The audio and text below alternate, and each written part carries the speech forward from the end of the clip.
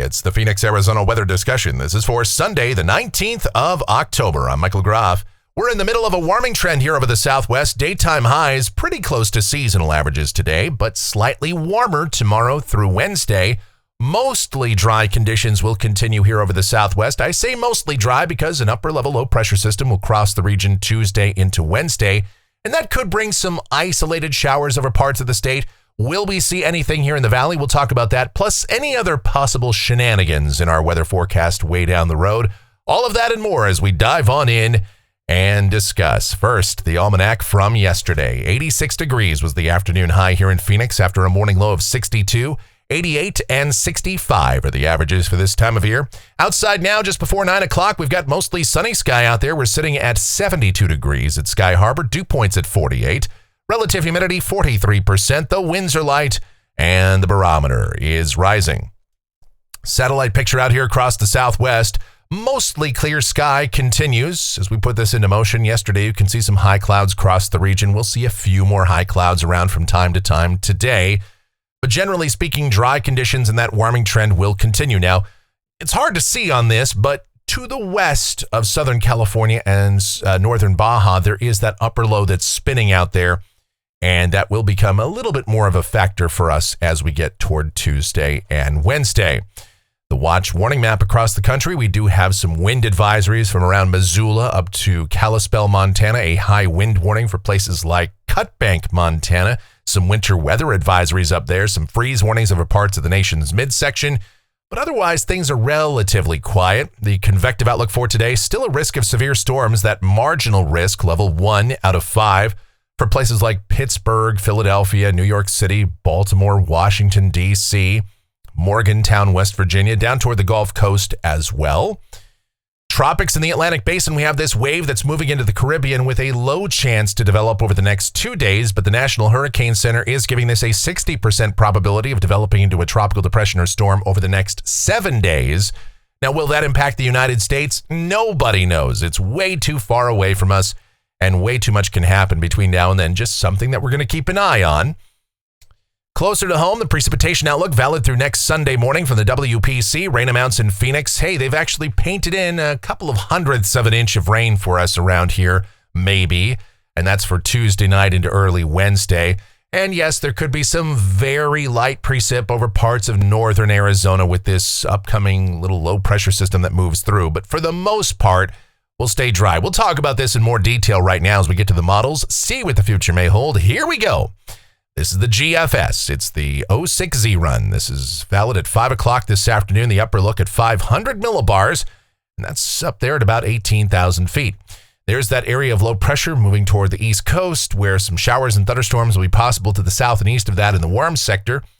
High pressure is in control for a good portion of the nation, especially out here in the southwest with the center of that ridge over northern Mexico, a dry westerly flow for us, and there's that aforementioned upper low well to the west of us.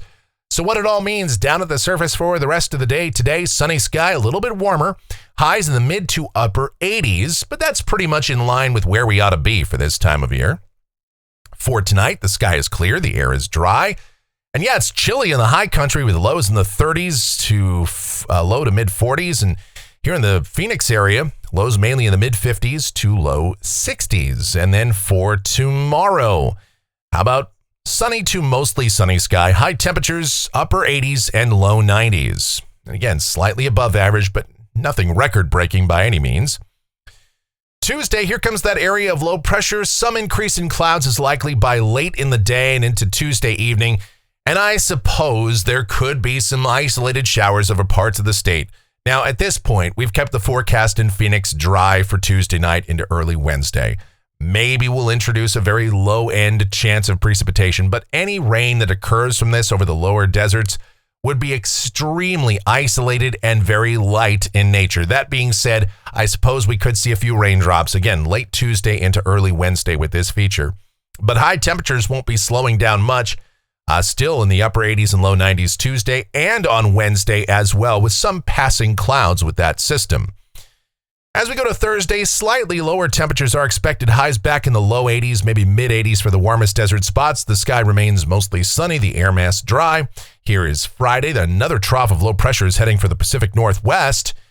And around here, we're still dry with that westerly flow continuing. High temperatures in the low to mid 80s, maybe upper 80s on Saturday as we continue with sunny to mostly sunny sky here. A week from today, this is Sunday, the 26th.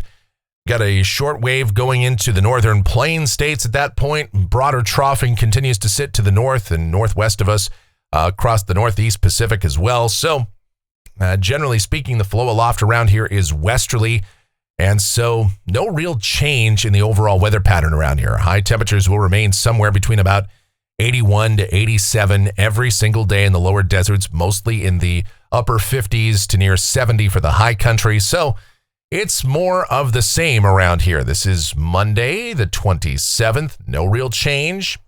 Out 10 days, Tuesday, the 28th. All right, check it out. A very high amplitude weather pattern beginning to develop here across North America and the Northern Hemisphere in general, especially to the west of us.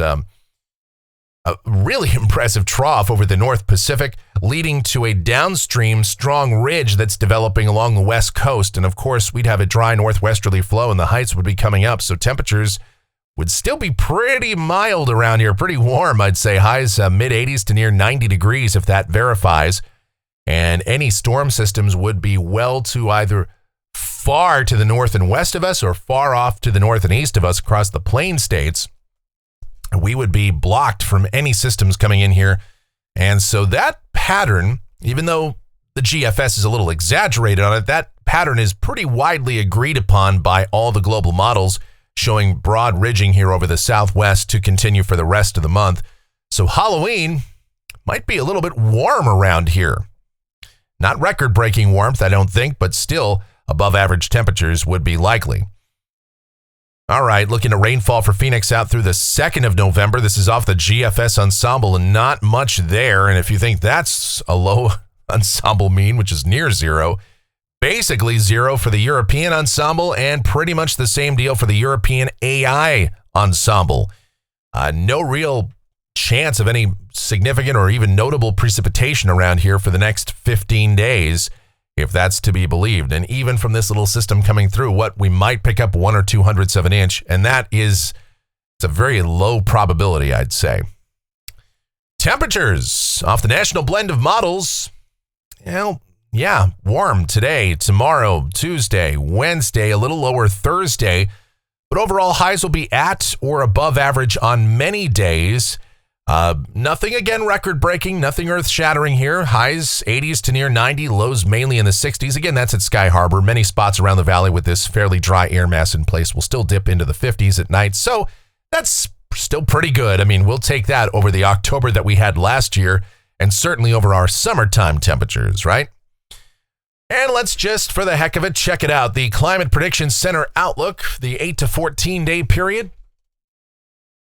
This goes out from October 26th through the 1st of November, and if this works out, temperatures around the southwest United States near to slightly above average. Precipitation is slated to be near or below average, depending on where you are in Arizona. The further south and east you go, the more likely it is that we'll see below average precipitation, especially over New Mexico and West Texas. My goodness, looks pretty dry there, with above average precipitation favored over the Pacific Northwest. And that's, you might want to get used to that graphic because that's probably how this winter is going to go, at least based on probability, based on previous performance of La Nina, which is what we are headed into, at least for the first part or a good portion of this upcoming winter before La Nina may kind of relax and we return to sort of an ENSO neutral pattern by the end of the winter. This La Nina does look to be weak. So it may not last the entire winter, so that's good news. But typically speaking, and again, we can only operate on probability. Weather is weird and it does what it's going to do, but typically La Nina is drier for us. And in terms of temperature, it doesn't always mean it's warmer than average, but it usually goes hand in hand, or at least you would think it would go hand in hand, that with drier conditions, temperatures would generally favor somewhat above average levels here. We'll see how it plays out. And that's going to do it for the Phoenix, Arizona weather discussion for today. My next video is due back here tomorrow morning. Should you happen to enjoy these videos, be sure to subscribe, like, share, click that notification bell. Leave those comments, questions, and suggestions. If you're really enjoying what we do here, you want to support the channel, well, by all means, click that thanks icon below the video here on YouTube and make a contribution to us that way, or via PayPal. groffshow@gmail.com is that PayPal address. It's groffshow@gmail.com for PayPal, or our Venmo, which is also linked up down in the description below. The executive producer of the Phoenix, Arizona weather discussion is my OAO, the sweetest of all time, the Asian sensation and proprietor of sweetchildaz.com.org and the Facebook page of the same name, Sweet Child Arizona, talking about my Michelle. Check her out, blogs, videos, everything Michelle related, Kylie related, Adriana related. It is all linked up down in the description below, so check that out. Our streaming station is linked up down below. It's called KMGX. We play a ton of music, a lot of fun over there. Check it out. And yes, of course, the content making machine that is Dan over at the Courtroom Files YouTube channel, The Courtroom Files on YouTube, courtroomfiles.com for all your Courtroom Files merch.